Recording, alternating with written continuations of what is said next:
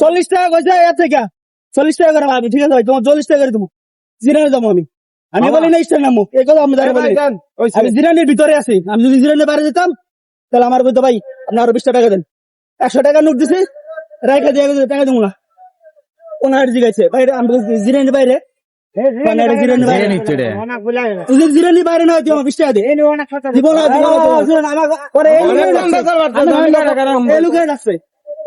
না এটা জিরানির বাইরে না, জিরানির বাইরে নয়, তুমি আমার কাছে 20 টাকা বেশি নিবা। আমি 10 টাকা পাই, তুমি আমাকে বলছো যে মামাই গেলাম আমার 10 টাকা দিবেন, তাও বলো নাই। আমি জিরানির বাইরে যাই নাই। তোমার স্ট্যান্ড এটা স্ট্যান্ড, ওটা গাড়ি ঘুরাইবা না, এটা গাড়ি ঘুরাইলে তোমার এখানে আসা লাগবো না। কাটা তো এটাই তো কাটা গাড়ি ঘুরানো। হ্যাঁ, তাহলে তুমি যদি গাড়ি আমার জিজ্ঞেস নষ্ট করে তুমি তো ওপারে যাবা, ওপারে যাবেন, আমাকে তুমি গাড়ি ঘুরাইবেন নাকি? সেটাও গাড়ি ঘুরাবো, তাহলে ঘুরাও। আসছে আমি তার 80 টাকা 80 টাকা 100 টাকা নোট দিতে 20 টাকা দিব না। তুই কি লাগে 20 টাকা রাখবি, সেটা তো আমার কবি। সে আমার কইতেছে যে না এলে 20 টাকা ভাড়া দেওয়া লাগে। আমি কই না, আমি তো জিরানি বাইরে জানি।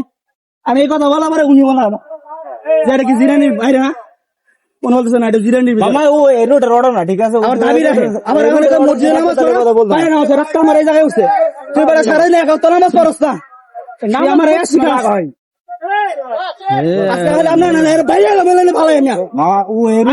বাইরে বলা না, ও যদি এই রোডের অর্ডার থাকে তাহলে বুঝতো এই রোডের অর্ডার না, আমরা এই রোডের অর্ডার